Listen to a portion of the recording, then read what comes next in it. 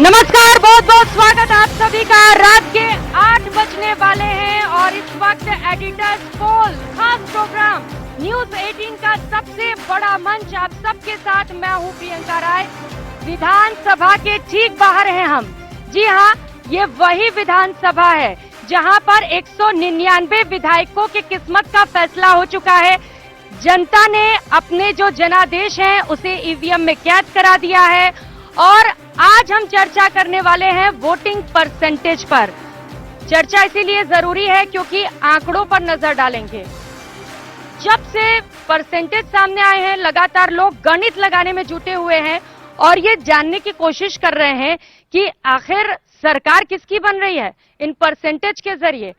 तो हमारे साथ सबसे बड़ा पैनल जुड़ा हुआ है, एडिटर्स का सर मौजूद हैं आज। लेकिन एक इंटरेस्टिंग फैक्ट के साथ इस डिबेट की शुरुआत करनी चाहूंगी।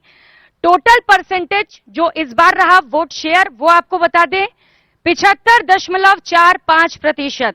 और जो इंटरेस्टिंग बात है वो ये है कि इस बार महिलाओं ने बढ़ चढ़कर हिस्सा लिया है। जी हां, महिला जो परसेंटेज सामने आया जहां पर महिलाओं ने भागीदारी निभाई, वोटिंग किए, वो आंकड़ा है 74.72%, जबकि पुरुष जो थे वो 74.53% ही मतदान करने पोलिंग बूथ तक पहुंचे। थोड़ा ही फर्क है लेकिन एक बड़ा फर्क इसलिए क्योंकि महिलाओं ने जन भागीदारी निभाई है। तो चर्चा की शुरुआत करेंगे। सबसे पहले खास मेहमानों का परिचय करा देते हैं। हमारे साथ भरतपुर संभाग को संभालेंगे, चर्चा भरतपुर संभाग पर करेंगे, अवधेश आकोदिया जी हैं, विशेष संवाददाता दैनिक भास्कर से, बताएंगे कि भरतपुर संभाग में क्या है गणित। जोधपुर संभाग को देखेंगे, मनीष गोधा जी बताएंगे यहां पर क्या खास रहा, चर्चा करेंगे उनसे, स्टेट ब्यूरो चीफ हैं दिसूत्र से। और इसके साथ साथ हमारे साथ एक और खास मेहमान जुड़े हुए हैं, अजमेर संभाग की बात करेंगे अंकित तिवारी से, मैनेजिंग एडिटर हैं चौक मीडिया से। चर्चा और भी मेहमान है हमारे साथ, उनसे भी करेंगे। बीकानेर संभाग की बात करेंगे, रोहिताश रेपसवाल जी हमारे साथ हैं, मैनेजिंग एडिटर झलको मीडिया से। और साथ ही साथ हमारे साथ एक और खास मेहमान है, उनका भी आपसे परिचय करा देते हैं। कोटा संभाग की बात करेंगे हम इस वक्त, रघु आदित्य जी हमारे साथ कुछ ही समय में जुड़ेंगे, उनसे भी बात करेंगे। स्टेट एडिटर है पंजाब केसरी के। और साथ ही साथ चर्चा और भी होगी। सबसे पहले बात न्यूज 18 राजस्थान के एडिटर अमित भट्ट जी से करते हुए। सर, ये जो खास मेहमान आज हमारे साथ जुड़े हुए हैं, मकसद क्या है, आज क्या बात करने वाले हैं हम? प्रियंका, देखिए राजस्थान में चुनाव हो चुका है, वोट डाले जा चुके हैं और इस वीकेंड पर ये रिजल्ट आ जाएगा। जिस दिन काउंटिंग होगी दोपहर तक ये पता लग जाएगा कि किसकी सरकार बनने जा रही है। इस बीच में हमारे पास में अलग अलग जगहों से फोन आ रहे हैं, हमारे पास में कई तरह की क्वेरीज आ रही हैं, सोशल मीडिया पर हमारे पास में पोस्ट आती है तो उसमें हमारे पास पर्सनल मैसेजेस आते हैं। वो ये लोग ये जानना चाह रहे हैं कि सरकार किसकी बन रही है। वो कहते हैं कि आप मीडिया हाउस से हैं, आपके सब जगह सूत्र हैं, आपके सब जगह रिपोर्टर्स हैं, आपकी इतनी बड़ी टीम है, तो आपके पास में कुछ ना कुछ एक तस्वीर होगी कि किसकी सरकार आ रही है। तो हमने न्यूज 18 राजस्थान ने ये सोचा कि क्यों एक अकेली ही मीडिया हाउस या किसी एक पर ही क्यों निर्भर रहा जाए। हम फिर उस विचार से पूरे राजस्थान के जो टॉप मीडिया हाउसेज हैं, आप देखिए सभी ये लोग हैं, प्रिंट से हैं, जो नया मीडिया है, ओटीटी प्लेटफॉर्म्स हैं, सोशल मीडिया प्लेटफॉर्म्स हैं, उनके जो एडिटर्स हैं उनको हम अपने साथ लेकर के आए। और अब ये सब अपने ये जो सब लोग हैं इनका इतना बड़ा एक्सपीरियंस है ऐसे चुनाव देखने का, कवर करने का, कि उन्होंने 8 चुनाव कवर किए हैं। तो हम तो मकसद है, हमारा जो कोशिश है वो ये है कि इन सब का अनुभव, इन सब के जो पर जो लोगों का विश्वास रहा है, हम उन को यहां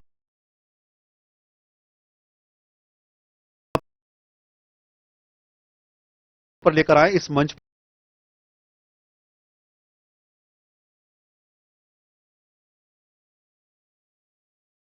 राजस्थान में फैली हुई है उनसे जो इनके पास में इनपुट आया है उससे हम एक इंसाइट पाने की कोशिश करेंगे, अपने दर्शकों को देने की कोशिश करेंगे कि आखिरकार 3 तारीख को क्या होने वाला है। रिजल्ट है हमारा ये एडिटर्स पोल। तो आज बात होगी आंकड़ों पर, वोटिंग परसेंटेज पर हम नजर डालेंगे। 7 संभाग, हालांकि आपको बताते चले कि नए जिलों के ऐलान के बाद कुल 10 संभाग हो चुके हैं, लेकिन इस बार विधानसभा चुनाव में 7 संभागों पर ही वोट्स पड़े हैं और इन 7 संभागों को लेकर चर्चा करेंगे। सबसे पहले आपको बता दें, कुछ ही समय में हमारे साथ जयपुर संभाग को देखने के लिए सुभाष शर्मा जी भी जुड़ेंगे, editor in chief Evening Post से। लेकिन आज चर्चा की शुरुआत सबसे पहले अवधेश जी आपसे करते हुए, चूंकि हमने सबसे पहले बात उस इंटरेस्टिंग फैक्ट की कि महिला सबसे बड़ी संख्या में पोलिंग बूथ तक पहुंची, अपने मतों का प्रयोग किया। कैसे देखते हैं आप इसे? क्योंकि जहां एक और बीजेपी ने महिला सुरक्षा को लेकर बड़ा मुद्दा बनाया, कहती है हम महिला सशक्तिकरण करते हैं, तो वहीं दूसरी ओर कांग्रेस ने बड़ा दांव खेला है और महज 400 रुपए में गैस सिलेंडर देने का वादा। क्या लग रहा है, रुझान किधर होगा महिलाओं का? बिल्कुल, देखिए जो प्रदेश की आधी आबादी है उसको साधने के लिए दोनों तरफ से प्रयास किए गए थे, दोनों पार्टियों ने उसके प्रयास किए थे और जिस तरह से पुरुष मतदाताओं के मुकाबले उनका मतदाता प्रतिशत ज्यादा रहा है, वो निश्चित रूप से एक ट्रेंड है। वो ट्रेंड किस पार्टी के पक्ष में जाता है उसका अभी केवल कयास उसके बारे में लगाए जा सकते हैं, लेकिन निश्चित रूप से महिलाओं ने कुछ ना कुछ सोचकर अपने मत का प्रयोग किया होगा। अब उसका किस पार्टी को फायदा होता है, किस पार्टी को नुकसान होता है, ये जब चुनाव नतीजे आएंगे तब पता लगेगा। लेकिन यहाँ ये निश्चित रूप से जो हमारे राजस्थान की महिलाएं जो आधी आबादी है उनका जो मतदान प्रतिशत रहा है, उनके लिए उनको बधाई देनी चाहिए, क्योंकि वो पुरुषों के मुकाबले ज्यादा जागरूक निकली और उन्होंने अपने ज्यादा संख्या में अपने मताधिकार का प्रयोग किया। ओवरऑल जो परसेंटेज रहा, भरतपुर की बात करेंगे क्योंकि हम संभागवार जिक्र कर रहे हैं, चर्चा कर रहे हैं कि परसेंटेज जो रहे, वोट शेयर जो रहे, वो क्या किस ओर इशारा करते हैं। भरतपुर का जो वोट परसेंटेज रहा वो क्या कह रहा है? देखिए, भरतपुर में यदि पूरे संभाग की बात करें तो मामूली बढ़त 2018 के मुकाबले इस बार हुई है, लेकिन कई सीटों पर बहुत ज्यादा बढ़त है, जहां पर जो सीटें मानी जाती हैं कि ध्रुवीकरण की सीटें। लेकिन एक चौंकाने वाली बात यह है कि कामा सीट, जहां पर ध्रुवीकरण सबसे ज्यादा देखने को मिलता है भरतपुर संभाग में, वहां पर वोटिंग परसेंटेज कम हुआ है। लेकिन जो नगर सीट है वहां पर डबल डिजिट में ग्रोथ हुई है। तो एक पैटर्न इससे ये समझ में आता है कि जहां पर बाइपोलर फाइट नहीं है कांग्रेस और बीजेपी के बीच में और त्रिकोणीय मुकाबला है, या कोई दूसरी पार्टी का या कोई बागी खेल बिगाड़ रहे हैं क्या? हाँ बिल्कुल। देखिए 19 सीटें हैं भरतपुर संभाग में, 4 जिले आते हैं, सबको पता है ये, भरतपुर, धौलपुर, करौली और सवाई माधोपुर। 19 सीटें हैं भरतपुर संभाग में और 19 में से 9 सीटों पर त्रिकोणीय या चतुष्कोणीय संघर्ष है और 10 सीटों पर ही जो है वो बाइपोलर फाइट है कांग्रेस और बीजेपी के बीच में। तो देखिए, बागी भरतपुर में तो खेल बिगाड़ रहे हैं। मनीष जी, जोधपुर की बात करेंगे क्योंकि मुख्यमंत्री अशोक गहलोत की जो सीट है, सरदारपुरा सीट, वहां कम वोटिंग हुई है। साथ ही साथ कई ऐसे और मंत्री हैं, बड़े मंत्री, जहां पर वोट प्रतिशत कम रहा। ये आंकड़े किस ओर इशारा कर रहे हैं? देखिए, मुख्यमंत्री की सीट पर वोटिंग परसेंटेज कम होने का तो एक ऑब्वियस सा रीजन ये माना जा सकता है कि आमतौर पर ये होता है कि बड़े चेहरे के सामने कोई छोटे चेहरे ही होते हैं, मतलब ऐसे बड़े चेहरे होते नहीं है, तो वहां पे वोटर कुछ उदासीन सा हो जाता है कि ठीक है हम वोट दे रहे हैं तो भी ठीक है, नहीं दे रहे हैं तो भी ठीक है, अगला जीतेगा तो सही। तो उस तरह की एक स्थिति है। लेकिन जोधपुर संभाग की हम ओवरऑल बात करें तो निश्चित रूप से वोटिंग परसेंटेज वहां पे चिंताजनक है। मतलब अपने आप में मैं मानता हूँ, मतलब ठीक है, ठीक ठाक सी वोटिंग हुई है कुछ जगहों पे, लेकिन फिर भी लगभग यदि हम नागौर जिले को शामिल करते हैं जोधपुर संभाग में, क्योंकि नागौर को लेकर कंफ्यूजन की स्थिति रहती है, अजमेर की जोधपुर मारवाड़ का हिस्सा माना जाता है, उसको हम यदि शामिल करते हैं तो 20 सीटें हैं, मतलब 43 सीटें टोटल मान सकते हैं उसमें, और 20 सीटों पर माइनस में वोटिंग है, मतलब माइनस पिछले साल के मुकाबले, पिछले चुनाव के मुकाबले। तो ये अपने आप में एक इंटरेस्टिंग और जिसको कहता हूं मैं चिंताजनक भी है अपने आप में। और उनमें सरदारपुरा की सीट भी है, तो खींवसर की सीट भी है कि जहां पे नागौर से जो मतलब आरएलपी के जो संयोजक हैं वो चुनाव लड़ रहे हैं। वहां पे ओसिया की सीट भी है जिसपे दिव्या मदेरणा चुनाव लड़ी हैं। तो बहुत सारी, उसमें बायतू की सीट भी, इस तरह की बहुत सारी सीटें हैं कि जहां पे माइनस में वोटिंग हुई है। और ये एक चीज सर, चूंकि आप बता रहे हैं कि चिंताजनक है ये, आप वजह क्या मानते हैं इसके पीछे? देखिए, कारण कुछ भी हो सकते हैं, मतलब ठीक है, सरहदी इलाके के अंदर, हालांकि इसमें एक अच्छी चीज ये भी है कि जैसलमेर और बाड़मेर की जो सीटें हैं, मतलब वहां पे काफी अच्छी वोटिंग भी हुई है। मतलब जैसलमेर और बाड़मेर जो बिल्कुल सरहदी इलाका है, रेगिस्तान का इलाका है, पोखरण में 87.79% गया है वोटिंग। हालांकि पिछली बार से कम है, माइनस में है, लेकिन बहुत अच्छी पोलिंग है। जैसलमेर सीट पर इटसेल्फ बहुत अच्छी पोलिंग है, बाड़मेर में कुछ सीटों पर बहुत अच्छी पोलिंग है, 80% के ऊपर पोलिंग है।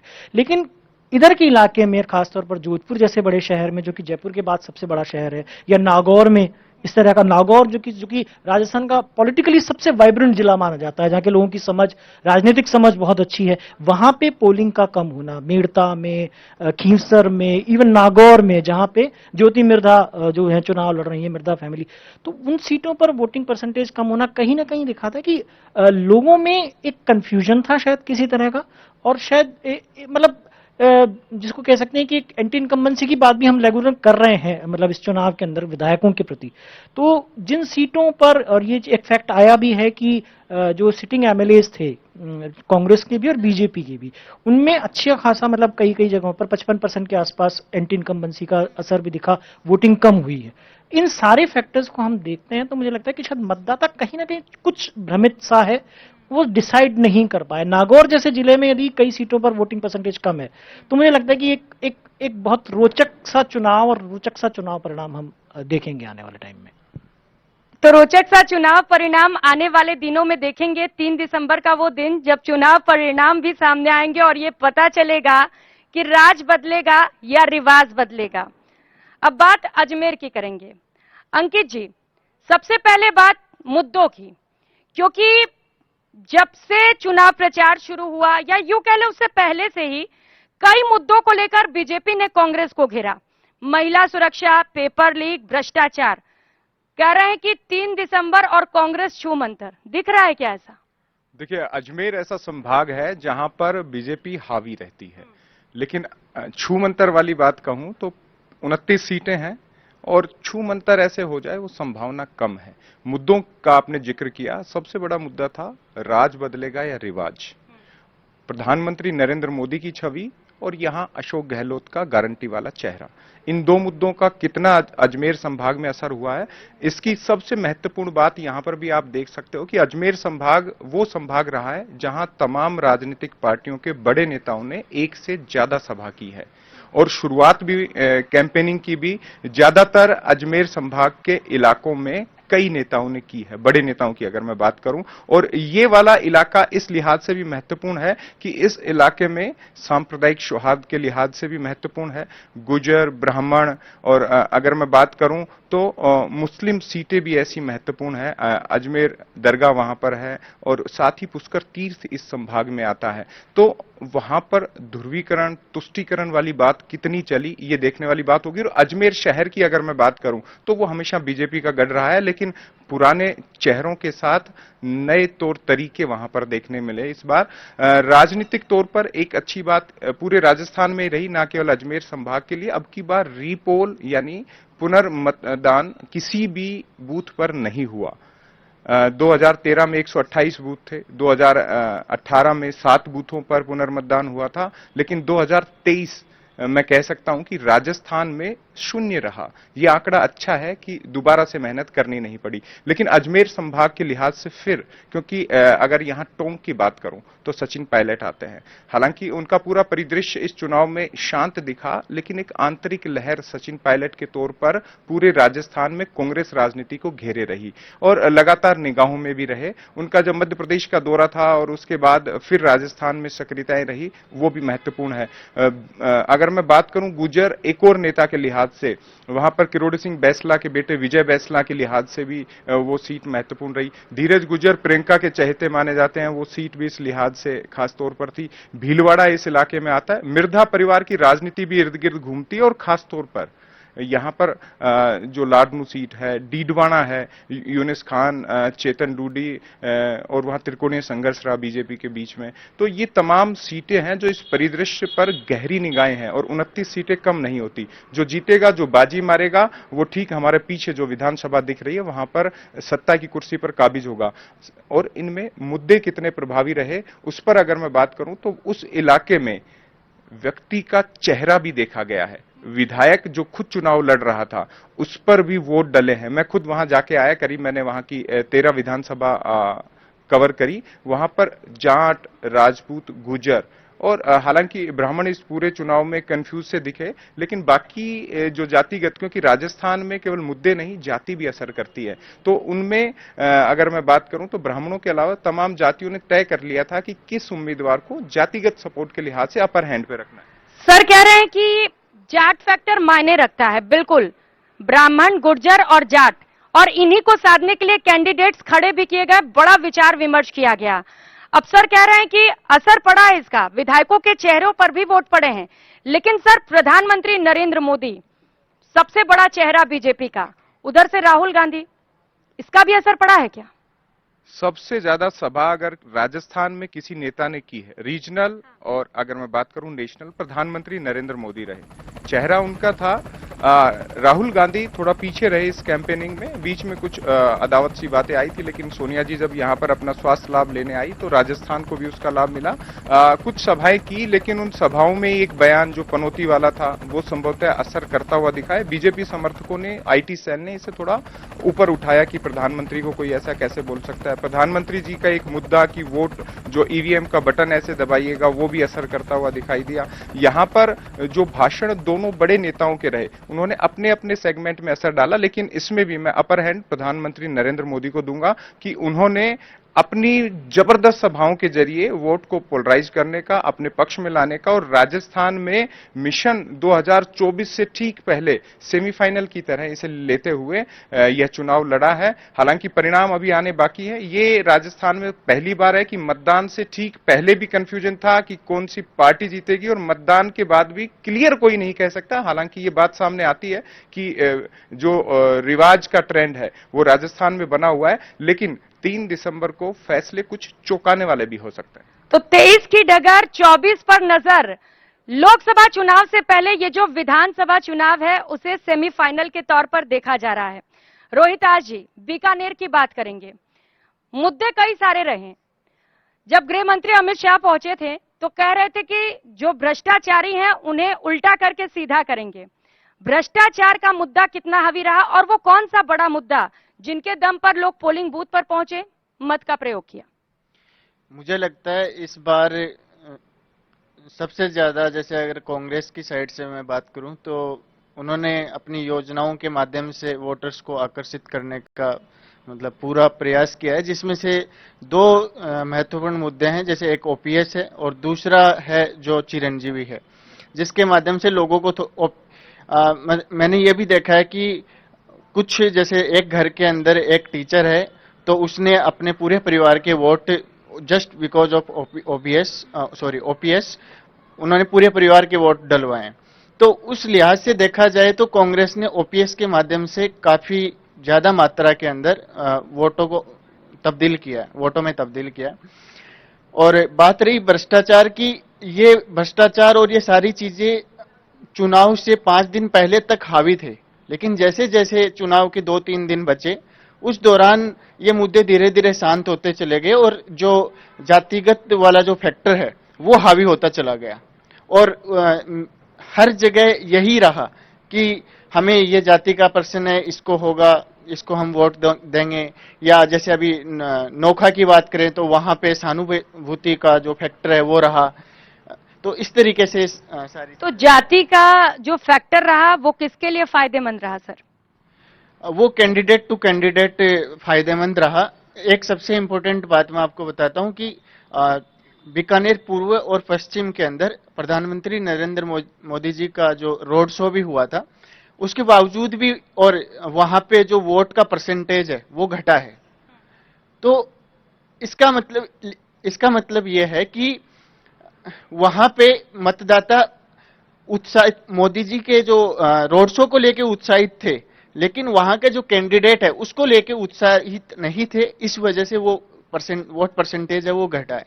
जहां जहां खुद की पसंदीदा जो कैंडिडेट्स थे वहां वहां वोट का जो परसेंटेज है वो बढ़ा है। तो वोट परसेंटेज को लेकर लगातार हम चर्चा कर रहे हैं। रघु आदित्य जी हमारे साथ हैं, कोटा संभाग पर बात करेंगे। सर, कोटा संभाग कोचिंग सिटी, बड़ी संख्या में लोग वहां पर पढ़ने जाते हैं। पेपर लीक एक बड़ा मुद्दा रहा, बीजेपी ने उसे लेकर जमकर कांग्रेस को घेरा। क्या ये मुद्दा हावी रहा? और उन मुद्दों पर भी बात करेंगे सर जो हावी रहे कोटा संभाग में। देखिए, कोटा संभाग में पेपर लीक वाली बात तो कुछ चल नहीं पाई, इसलिए कि पहले ही वहाँ कोचिंग इंस्टीट्यूट ने इस बारे में अपना क्लियर कर दिया था कि हमारा इससे को लेना देना नहीं है। और प्रशासन भी और वहाँ के जो लोकल नेता हैं वो भी इस पक्ष में थे कि पेपर लीक वाला इशू कोटा में न चल पाए। वहाँ जो पेपर लीक हुआ भी नहीं, कोटा में ऐसी कोई घटना भी नहीं हुई। वहाँ के जो लोकल मुद्दे थे उसमें ईआरसीपी बड़ा मुद्दा था, चला नहीं इस पूरे इशू में कहीं नहीं भी। वो शुरू में चला कि ईआरसीपी को लेकर लड़ेगी कांग्रेस, एक बड़ा कैंपेन चलाएगी, चलाया भी उसने, पर वो ऐसा असर नहीं दिखा पाया। दूसरा जो बड़ा मुद्दा था वहाँ पे था वो अवैध खनन का। एक विधायक अपने मंत्री के खिलाफ मुख्यमंत्री को इस्तीफा दे देता है कि मैं अवैध खनन वो कर रहा है और वो खनन मंत्री है। विधायक का टिकट कट जाता है, खनन मंत्री को फिर टिकट मिल जाता है और वो चुनाव लड़ रहे हैं। अवैध खनन का इशू वहाँ चल ही नहीं पाया, जबकि हरदोई संभाग का बड़ा इशू है अवैध खनन। इसके अलावा एक वहाँ जो लोकल मुद्दे थे वो इस पूरे चुनाव में जो घेरने चाहिए थे उसमें न भाजपा उनको घेर पाए ढंग से, न कांग्रेस घेर पाई। वहाँ व्यक्तिगत तौर पर चुनाव मैदान में जो कैंडिडेट उतरे हुए थे उन पे वोटिंग परसेंटेज या उन पे वोटिंग का रुझान डाइवर्ट होते चला गया। वसुंधरा राजे झालावाड़ से लड़ रही हैं, वो खुद वहाँ से 5 बार चुनाव लड़ रही हैं, 2 बार मुख्यमंत्री रह चुकी हैं। हाड़ौती एकमात्र ऐसा संभाग है जिसने राजस्थान में सबसे ज़्यादा वोटिंग किया, वहाँ 78.33% वोटिंग हुआ, जो कि राजस्थान का सबसे हाइस्ट है। उसके बावजूद भी वसुंधरा राजे का वोटिंग परसेंटेज घट गया, चूँकि वो खुद भी वहाँ उतना समय नहीं दे पाई, वो बाहर राजस्थान में पूरी में हो रही। लेकिन लोग अभी भी वहाँ ये मानते हैं कि जो वहाँ का जो वोटर है वो वसुंधरा जी की तरफ झुकाव उसका है। वो ये मानता है कि यहाँ से किसी दूसरे आदमी को चुनने के बजाय वसुंधरा को चुनने में फायदा है, सीधा सीधा। तो वो दूसरे नाम पे विचार ही नहीं करता। और वहाँ के जो मेरे कांग्रेस कैंडिडेट थे, जो मेरी चर्चा हुई, तो उनका ये कहना था कि हम तो कल मार्जिन पे चुनाव लड़ रहे हैं, कि मार्जिन कितना कम हो सकता है, जीतने की कोई बात ही उसमें नहीं थी। इसके अलावा भी हाड़ौती से 3 दिग्गज मंत्री आते हैं। शांति धारीवाल कोटा से चुनाव लड़ रहे हैं। कोटा रिवर फ्रंट के नाम पर उन्होंने गजब का वहाँ पे एक विजन दिया है। लोगों को पहली बार कोटा की बदली हुई सूरत जो लोग देख रहे हैं, तो उनको लगता है कि ये ऐसा शायद धारीवाल जी के अलावा कोई करा नहीं सकता था। लेकिन उसके बावजूद भी वो वोट में कन्वर्ट कितना हो पा रहा है ये समझ नहीं आ रहा है, क्योंकि वो बात चल नहीं पा रही वहाँ की कि विकास के नाम पे वोट मिल रहा है। बाद में शुरू में बात चली थी कि विकास के नाम पे वोट मिलने की संभावना है, क्योंकि कोटा का पूरा सीनियर चेंज हो गया है पूरा, चूंकि वहाँ पूरे दुनिया भर के और देश भर के लोग आते हैं, कोचिंग के नाते भी आते हैं। तो शहर की का पूरा मिजाज सुधरा है, लेकिन वो वोट में कितना कन्वर्ट हुआ है कोई तय नहीं है। और अभी आखिरी में तो ये भी हुआ कि एक जो हुआ घंटा वाला जो घटनाक्रम हुआ, तो उसके बाद ये लगा कि वो पूरा धारीवाल जी के तरफ डाइवर्ट होने लग गया और वो कहीं ना कहीं उनके वोट परसेंटेज को डैमेज करने लगा।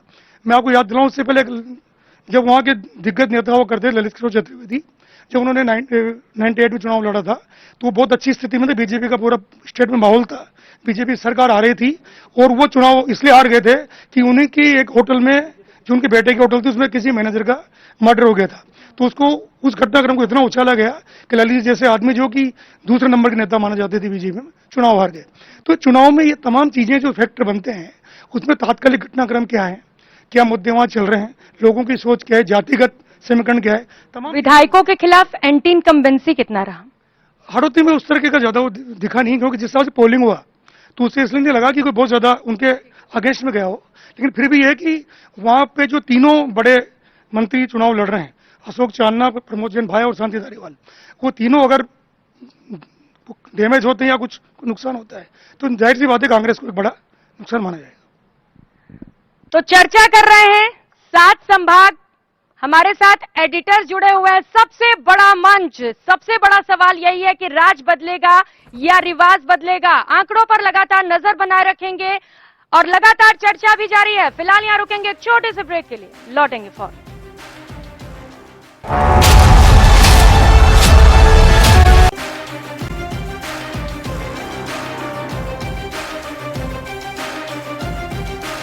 ब्रेक के बाद आप सभी का स्वागत है। सबसे बड़ा मंच, सबसे बड़ी चर्चा लगातार जारी है। एडिटर्स पोल। हमारे साथ एक और खास मेहमान जुड़ चुके हैं। जयपुर संभाग पर बात करेंगे Subhash Sharma ji, editor in chief Evening Post से। सर, आपसे एक सवाल है। इस बार का जो मुकाबला रहा वो पीएम वर्सेस सीएम रहा। जयपुर में इसका क्या असर देखने को मिला? जयपुर में आपने देखा होगा कि पीएम को खुद को उन सीटों के ऊपर आना पड़ा जिन सीटों को लेकर माना जाता है कि वो कांग्रेस के परंपरागत वोट हैं, और मैसेज ये था कि यहां टाई फंसी हुई है। और सीएम चूंकि इस बार बहुत अग्रेसिव मोड में थे और जिस तरह की योजनाएं उन्होंने लॉन्च की, अब ये बात जरूर है कि उन योजनाओं का मैंडेट के ऊपर कितना असर है और किस तरह से वोट टर्नआउट होगा, कितना ट्रांसलेट हो पाएगा, that's another different ball game all together. But जिस तरह से पीएम को आना पड़ा जयपुर में, और ये मतलब ऐसा नहीं है कि कोई यूजुअल बात हो, और वॉल सिटी का वो एरिया जहां पर पीएम को रैली करनी पड़ी, और माना ही जा रहा है कि वहां कुछ इफेक्ट पीएम छोड़कर गए हैं। तो सीधा मुकाबला देखने को मिला, और जहां कांग्रेस का अब तक का जो ट्रेंड देखने में आता है उसमें आलाकमान की तरफ से बहुत सारा इंपैक्ट और इफेक्ट होता है। लेकिन आप लोगों ने, हमने सबने देखा है कि दिल्ली वाज मम, and only on this campaign was dependent on only CM Ashok Gehlot. And Ashok Gehlot ने न केवल ये साबित किया कि वो इलेक्शन के कैंपेन को लीड कर रहे हैं, बल्कि ये भी साबित किया कि he is the number 1 leader in the party. So वहां पीएम की और सीएम की टक्कर दिखाई देती है। और यदि हम और आगे बढ़कर बात करें तो पीएम को इस बार अशोक गहलोत के उन सभी प्रचार तंत्र के सामने मुझे लगता है कि ऐसा झुकाव सा महसूस करना पड़ा कि वो बचाव की मुद्रा में लगे। तो ये अशोक गहलोत की पहली बार में, तो मैं इसको कैंपेन के तौर पर जीत मानता हूं, लेकिन जिस तरह का इंपैक्ट आना चाहिए था वो इंपैक्ट मतदान में जिस तरह के परसेंटेज आई है उससे कहीं धुंधला होता नजर आता है। और मतदान के दिन जिस तरह की गुलाबी ठंड थी, अब ठंड बढ़ने लग गई है। और जिस दिन मतगणना होगी 3 दिसंबर को, तो मुझे लगता है कड़ाके की ठंड पड़ेगी, और कड़ाके की इस ठंड में कईयों की गर्मी ठंडी हो जाएगी। और जो अपने आप में तीरंदाज बन के घूम रहे थे वो इस बार मुझे ऐसा लगता है कि ठिठुराते नजर आएंगे आप कह रहे हैं कि वोटिंग परसेंटेज से तस्वीरें धुंधली हुई हैं, जरा बताइएगा कैसे सुभाष जी? देखिए, अब तक का जो ट्रेंड है उसमें जब भी कभी वोटिंग परसेंटेज कम हुई है तो असल बात ये होती है कि जो कांग्रेस का वोटर है उसमें एक वोटर माना जाता है जो माइनॉरिटी, जिसको हम मुसलमान कह सकते हैं। माइनॉरिटी एक बहुत ही ढका छुपा सा शब्द है। हम बात कर सकते हैं सीधे तौर पर कि जो मुस्लिम वोटर है वो कांग्रेस के पक्ष में पूरी तरह से साथ जाकर वोटिंग करता है। जहां तक हिंदू पक्ष है वो जब तक कि या तो एंटी इनकम्बेंसी का फैक्टर ना हो या कि कोई ऐसा मुद्दा ना हो जिसमें कि सनातन का, हिंदू का कहीं कोई इंपैक्ट आ रहा हो, तब वो टर्नआउट बढ़ता है, तब वो घरों से निकलते हैं।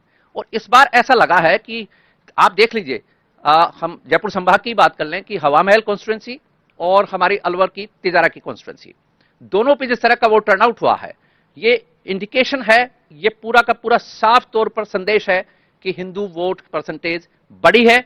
और जब भी इस तरह से हिंदू जो इग्नोरेंट होता है, politically Hindu are not vigilant, so Hindus को ये जो इंपैक्ट इस बार दिखाना पड़ा है, ये वोटिंग परसेंटेज का इजाफा मैं उधर इशारा कर रहा हूं कि वहां इस बार ऐसा नजर आता है कि ये जो 1.5% का इजाफा हुआ है, इंक्रीज है, ये कहीं ना कहीं बीजेपी के पक्ष में जाता हुआ नजर आता है। और जो मार्जिनल सीटें होती हैं, आप देखिए कि हमारे यहाँ पर बहुत लंबा गैप नहीं होता है जीत हार का, क्योंकि छोटे चुनाव हैं। छोटी असेंबली इलेक्शन से तो मेंबर ऑफ पार्लियामेंट का इलेक्शन होता है तो जीत हार का अंतर बढ़ जाता है, लेकिन असेंबली इलेक्शंस में जीत हार का अंतर कम होता है। अभी आप देख लीजिए कि हमारे जयपुर संभाग की चोमू है, फतेहपुर है, जमुआ रामगढ़ है, ये सीटें इस तरह की हैं जहां मार्जिनल जीत हुई है 150, 200, 250, 300 वोटों की। ऐसे में ये 1.5% का टर्नआउट जो है वो बहुत इंपैक्ट करता है। दूसरी बात ये कि मतदान के दिनों में वो जो 2-3 दिन का टाइम था उसमें ऐसा भी लगा कि संभवतः सरकार चेंज हो रही है, तो उससे भी वोट टर्नआउट ज्यादा हुआ है, वोट परसेंटेज बढ़ा है। और जहां पर आप सीकर की बात कर सकते हैं, हम सीकर में ये जो कांग्रेस सरकार के बड़े दिग्गज मंत्री और कांग्रेस अध्यक्ष गोविंद सिंह डोटासरा चुनाव मैदान में, लगता ऐसा था शुरुआती हवाओं में कि गोविंद सिंह डोटासरा लीड कर रहे हैं, लेकिन जैसे ही डॉक्टर सुभाष मौर्य के बारे में वहां चर्चाएं ये आई कि संभवतः कांग्रेस हार रही है, तो सुभाष मौर्य का पलड़ा भारी होता नजर आया सीकर में। तो ये जयपुर संभाग में इस तरह का भी हम देखें। ओवरऑल यदि राजस्थान की पिक्चर देखते हैं तो 1.5% का इजाफा है। और जब कभी ऐसा आप कह रहे हैं कि 1.5% का जो इजाफा हुआ है वो बीजेपी के हक में जाता हुआ नजर आ रहा है। खैर, जब 3 दिसंबर को नतीजे सामने आएंगे तो ये भी पता चल जाएगा कि लोगों का रुझान किस ओर रहा, किसके लिए बढ़ चढ़कर ये मतदान किया गया। लेकिन योजनाओं की बात की आपने, क्योंकि कांग्रेस लगातार 7 गारंटियों का जिक्र कर रही है और उसी के दम पर कह रही है कि हम रिवाज बदल डालेंगे इस बार। बीजेपी की ओर से भी कई दावे किए गए हैं मैनिफेस्टो में। वो कौन सी योजना जिनके दम पर जीत सत्ता को मिल सकती है, सत्ता में कोई भी जो पार्टी है वो आ सकती है, और साथ ही साथ ये भी बताएगा जिनके दम पर बड़ी संख्या में लोग पोलिंग बूथ पर पहुंचे होंगे? राइट। एक तो ये जो गारंटीज की बात है, इसमें जो अहम चीजें हैं उनको हम देख लेते हैं एक बार। और जिस तरह से जोड़कर देखा जा रहा है कि महिलाओं का वोट परसेंटेज बढ़ा है, उसमें इंक्रीज बताया जा रहा है। सो 0.2% का है, सिर्फ, ज्यादा मार्जिन नहीं है। तो 0.2 मतलब 0.2 आई मीन 1% का भी 5वां हिस्सा, इतना सा इंक्रीज है। और इसमें जो फैक्टर्स गिनाए जा रहे हैं वो ये गिनाए जा रहे हैं कि सिलेंडर सस्ता, फ्री मोबाइल, और इसको पेंशन में भी हम जोड़ सकते हैं कि पेंशन स्कीम्स जो सबके लिए लागू करने की बात कही गई, जिसमें कि प्राइवेट सेक्टर, जिसको हम पब्लिक सेक्टर की जो चीजें हैं जैसे डेयरी के लोग हैं, इस तरह के जो यूनिट्स हैं, पीएसयू जिसको हम कहते हैं, तो पीएसयूज के कर्मचारियों को कुछ पीएसयूज में पेंशन नहीं मिलती थी, अब वो पेंशन की इन्होंने घोषणा की है। तो घरों में, कुछ घरों में इस बात की बात थी, चर्चाएं थी कि भाई ये योजना तो हमारे लिए तो अच्छी है। तो ये जो परसेंटेज बढ़ रहा है 0.2%, ये परसेंट मुझे लगता है कि उधर कहीं शो कर रहा है। अब हालांकि बीजेपी का इसमें तर्क ये है कि महिलाओं को लेकर अपराध वगैरह ज्यादा, तो ऐसा मेरे को लगता नहीं है, लेकिन ये जरूर है कुछ योजनाओं की तरफ महिलाओं का। तो फ्री बीज, जैसा कि सुभाष जी बता रहे हैं, उसका असर भी चुनाव पर पड़ा है और हो सकता है कि इसी को लेकर ज्यादा से ज्यादा लोग मतदान करने भी पहुंचे हों। अब चूंकि आंकड़ों की बात कर रहे हैं तो एक फैक्ट बताना बड़ा जरूरी है कि जब भी जीत बीजेपी की हुई है, बम्पर जीत हुई है, लेकिन जब कांग्रेस की सरकार आई है तो जो वोट परसेंट का शेयर है वो बहुत ज्यादा ऊपर नीचे नहीं है, बहुत थोड़ा सा अंतर होता है। सर, इसके क्या मायने निकाले जाए? कांग्रेस की जब कांग्रेस की सरकार रही है, चुनाव हुआ है, तो बीजेपी जब जीती है तो बहुत थंपिंग मेजोरिटी के साथ जीती है और दोनों के वोट शेयर में काफी ज्यादा अंतर रहा है। और जो वोटिंग परसेंटेज रहा है वो भी बहुत अच्छे लेवल पे जाके इंक्रीज हुआ है।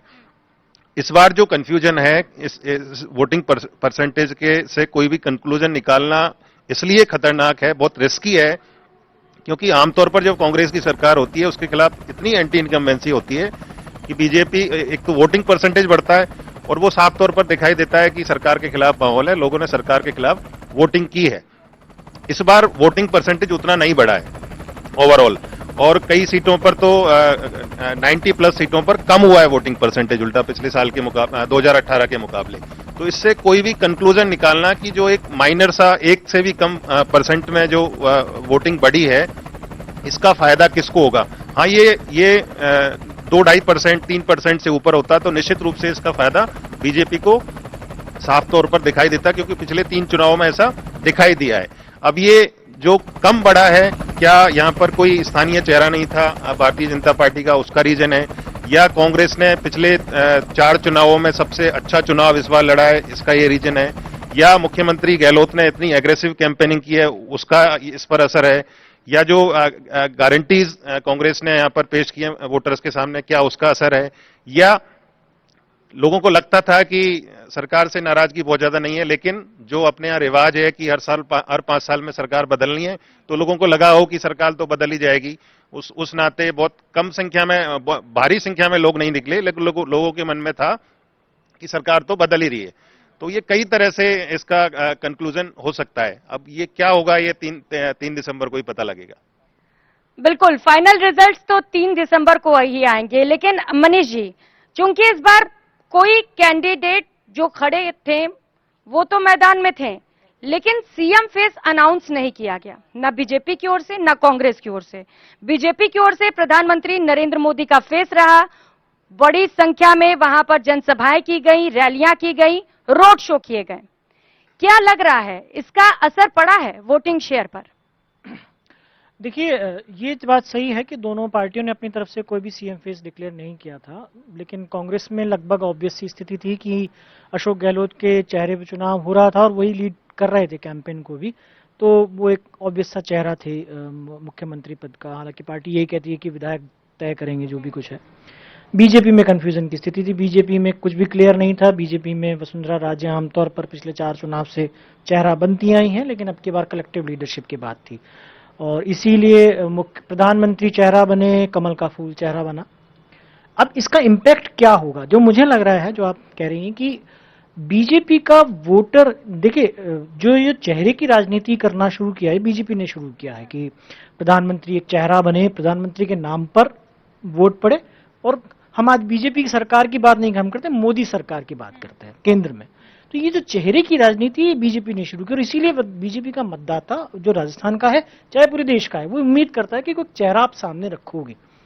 निश्चित रूप से मुझे लगता है कि शायद बीजेपी यदि किसी चेहरे के साथ जाती तो ये जो हम बहुत मार्जिनल सा अंतर देख रहे हैं ना वोटिंग परसेंटेज के अंदर, ये बढ़ सकता था, ये वोटिंग परसेंटेज बढ़ सकता था, अंतर बढ़ सकता था और ये अल्टीमेटली बीजेपी को फायदा कर सकता था।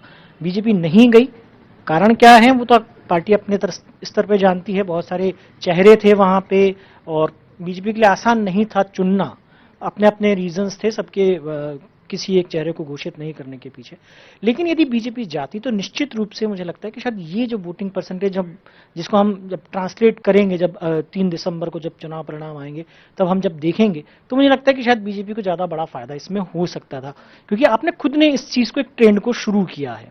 अब आप कहते हो कि नहीं पार्टी सिंबल पे वोट डालिए, मेरे चेहरे को देख करके वोट डालिए, नतीजा क्या होगा ये मैं नहीं कह सकता, लेकिन निश्चित रूप से ये पार्टी के लिए एक बेटर स्थिति होती है यदि पार्टी किसी चेहरे के साथ जाती। अब दूसरा सवाल ये है कि क्या कांग्रेस में चेहरा, कांग्रेस आमतौर पर चेहरा घोषित करती भी नहीं है। हमेशा वहां पे यही होता है कि ठीक है जो लीड कर रहा है वो चेहरा होता है। पिछली बार सचिन पायलट लीड कर रहे थे, वो चेहरा बन गए थे। सीएम कौन बना अल्टीमेटली वो एक अलग बात है, वो पूरी एक अलग कहानी है, उसकी राजनीति भी अलग है। लेकिन यहां पर यह माना जाता है कि जो लीड कर रहा है, जैसे उसके पहले का जो चुनाव था जब सीपी जोशी प्रदेश अध्यक्ष थे तो अब ये माना गया था कि सीपी जोशी लीड कर रहे हैं, मुख्यमंत्री पद के बड़े दावेदार थे, 1 वोट से चुनाव हार गए थे, इस वजह से अटके। तो वो बहुत सारी चीजें हैं कांग्रेस में चलती हैं। तो ये जो बेसिक फर्क है, जो चेहरे का एक असर होता है निश्चित रूप से, और ये चेहरे का असर जो पार्टी से ऊपर अबव द पार्टी जो बना है, ये 2014 के बाद जिस तरह की स्थिति बनी है देश के अंदर पूरी राजनीति में, ये सिर्फ राजस्थान की बात नहीं है, हम पूरे देश की बात करें, अलग अलग राज्यों की बात करें, तो वहां भी ये होता है कि चेहरा जो है बहुत इंपॉर्टेंट, और लोग जानना चाहते हैं कि कौन है आपका चेहरा जो कि आगे लीड करेगा। तो आगे बात करेंगे उन वादों की, उन दावों की जो दोनों ही पार्टीज की ओर से किए गए हैं, क्योंकि पेट्रोल डीजल को लेकर जहां बीजेपी हमलावर रही तो कांग्रेस ने गैस के दाम को लेकर एक बड़ा ऐलान भी कर दिया है। चर्चा लगातार जारी है। सबसे बड़ा पैनल हमारे साथ है। फिलहाल यहां रुकेंगे छोटे से ब्रेक के लिए, लौटेंगे फौरन।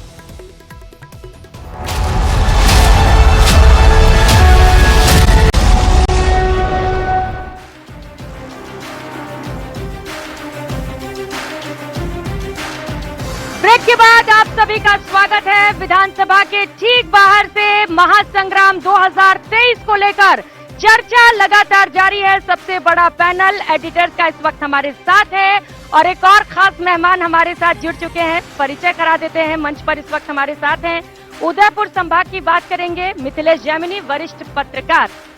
सर, उदयपुर में सबसे बड़ा मुद्दा, देखिए, उदयपुर वो धरती है जिसने इस साल के सियासी रण की पूरी चौसर बिछाई, जिसने प्रधानमंत्री नरेंद्र मोदी से लेकर हर भाजपा के नेता को बोलने का अवसर दिया, और कारण था सुप्रीम टेलर कन्हैया लाल।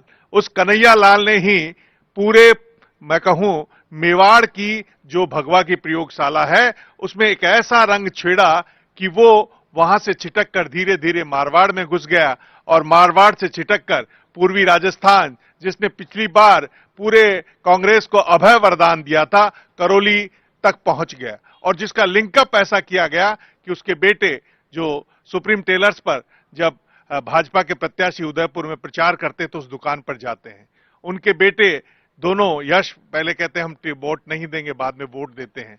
तो ये पूरी तरह, और आप देखिए भगवा का डर कि जो गौरव वल्लभ पंत जो कांग्रेस के प्रत्याशी थे, उन्होंने चुनाव के दिन अपने सिर पर वैसी ही श्रीनाथ जी की पगड़ी बांध रखी थी जिसका रंग कुछ कुछ भाजपा से मिलता था। यानी उदयपुर संभाग ने कांग्रेस को पहली बार बीजेपी के पिच पर खेलने के लिए मजबूर कर दिया, जो सियासी पिच बीजेपी ने तैयार किया था कि आपको सॉफ्ट हिंदुत्व या हिंदुत्व की राह पकड़नी पड़ेगी।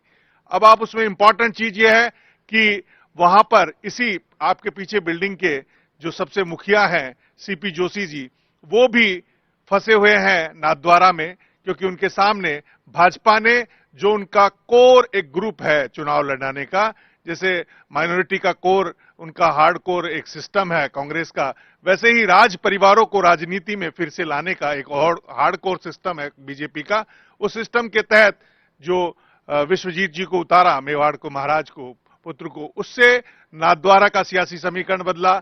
अब नाथद्वारा से हवा उठी तो राजसमंद तक भी आई, राजसमंद से हवा उठी तो चित्तौड़गढ़ में एंट्री होगी। लेकिन चित्तौड़गढ़ में जहां से सीपी जोशी जो सांसद हैं और पूरी भाजपा के प्रदेशाध्यक्ष हैं, वहां उनके अपनों ने ही बगावती तेवर दिखाए और जिस अंदाज में चंद्रभान आख्या ने विरोध किया और जिस तरीके से दिया कुमारी के प्रेशर में नरपत सिंह राजवी को जयपुर छोड़ना पड़ा और अपने पुराने घर में जाना पड़ा।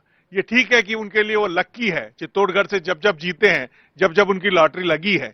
अब इस बार लॉटरी लगेगी या नहीं लगेगी, लेकिन उससे आगे आप बात करें भीलवाड़ा में, तो भीलवाड़ा में पूरी तरह जो वोट है वो कहीं न कहीं भगवा में डिवाइड और एक दूसरे के खिलाफ जो मुद्दा था वही हिंदुत्व रहा। तो पूरे मेवाड़ में सांवरिया सेठ कह लो, नाथद्वारा के श्रीनाथ जी कह लो, उनका असर नजर आया और उसको असर को देने में सबसे इंपॉर्टेंट काम किया प्रधानमंत्री नरेंद्र मोदी ने। उन्होंने जिस एक तरह मैं कहूं कि भावात्मक स्तर होता है उसमें हाई लेवल पे ले गए और लोगों को पूरी घटना का सजीव चित्रण दिखाया कि किस तालिबानी अंदाज में कन्हैया की गर्दन काटी गई। और फिर उसमें छोंक लगाने के लिए योगी आदित्यनाथ आ गए। उन्होंने कहा कि मेरे यहां होता तो क्या होता, और जो हुआ प्रयागराज में वो सबने देखा, तो पुट भी लग गया। तो मिथिलेश जी बता रहे हैं कि सबसे बड़ा मुद्दा उदयपुर में अगर कोई था तो वो कन्हैया लाल हत्याकांड था, जिसे लेकर लगातार बीजेपी कांग्रेस पर हमलावर भी रही और जब जब कोई भी दिग्गज राजस्थान पहुंचा, जनसभाएं की, तो ये मुद्दा जरूर उठाया गया। आपने ये बात तो बता दी सर कि कौन सा वो बड़ा मुद्दा रहा। कांग्रेस तो कह रही है जो 7 गारंटियां हम दे रहे हैं उसके दम पर हम सत्ता में बने रहेंगे, उसका क्या? देखिए, कांग्रेस की गारंटियां उदयपुर संभाग में कहीं काम कर रही है तो वो है आदिवासी अंचल। उसमें महेंद्रजीत मालवीय मंत्री है, वो है, रमीला खड़िया है। वहां 4-5 सीटें ऐसी है जहां भाजपा फंसी हुई नजर आ रही है। और देखिए, गहलोत जी की गारंटियों से ज्यादा मैं कहूंगा कि एक कॉर्पोरेट स्टाइल में उन्होंने अपनी मार्केटिंग, अपनी खुद की मार्केटिंग की, अपना एक परसेप्शन नैरेटिव सेट किया कि माल कैसे बेचना है। बड़ी कंपनी में क्या होता है, जैसे एमडीएच के मसाले जो कहते हैं कि वो बुड्ढे को दिखाते हैं जो अब है नहीं दुनिया में उनके मालिक, तो वैसी ही स्टाइल में पूरी कांग्रेस को अशोक गहलोत के पीछे। आप देखिए, चिरंजीवी का जिस दिन एड छपा, उस एड के ऊपर इनके राष्ट्रीय अध्यक्ष का फोटो नहीं है, केवल अशोक गहलोत जी का फोटो, राहुल गांधी का फोटो है और फिल्म तीतरी जो राजस्थान में चली थी उस स्टाइल का एड बनाकर। तो एड कैंपेन ने और तमाम चीजों ने ये बताया कि अशोक गहलोत ही चौथी बार सीएम बनने जा रहे हैं। ठीक है, अब फैसला तो जनता ने कर ही लिया है, जनादेश तो ईवीएम में कैद हो ही चुका है। 3 तारीख को नतीजे भी सामने आ ही जाएंगे और पता चल जाएगा कि सरकार बन किसकी रही है। लेकिन रघु जी, गैस सिलेंडर 400 रुपए में देंगे, उधर प्रधानमंत्री नरेंद्र मोदी कह रहे हैं हमारी सरकार आएगी तो 11 रुपए कम कर देंगे पेट्रोल और डीजल के दाम। ये मुद्दे हावी नहीं रहे क्या? नहीं, मुझे नहीं लगता कि ये मुद्दे बहुत ज्यादा हावी रह पाएंगे, इसलिए भी कि पेट्रोल अगर अब महंगा भी मिल रहा है तब भी आदमी खरीद ही रहा है ना, तो बहुत ज्यादा उसको उस तरीके का असर नहीं पड़ रहा। लेकिन गैस सिलेंडर, चूंकि अशोक गहलोत की तरफ से बात उठी कि हम 400 रुपए में देंगे, तो मोदी जी को भी कहना पड़ा कि हम 450 में देंगे। तो लोग तो कह भी रहे थे कि अगर थोड़े दिन चुनाव और आगे होते तो हो सकता था घटते घटते 300 तक आ जाता।